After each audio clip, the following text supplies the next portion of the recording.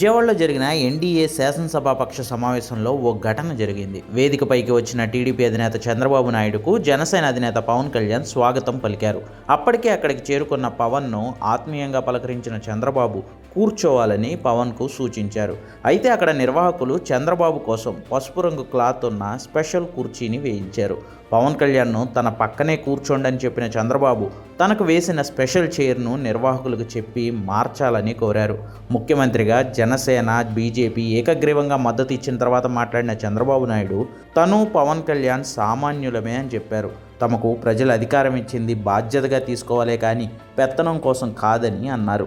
కూటమిగా ఒకే ఆలోచనతో సమానత్వపు ధోరణితో 3 పార్టీలు కలిసి సాగాలని ప్రసంగించిన చంద్రబాబు అంతకంటే ముందే అందరికీ ఒకే తరహా కుర్చీలు ఉండాలంటూ చెప్పడం, ముఖ్యమంత్రికి వేసిన స్పెషల్ చైర్ను వద్దనడం చర్చనీయాంశంగా మారింది.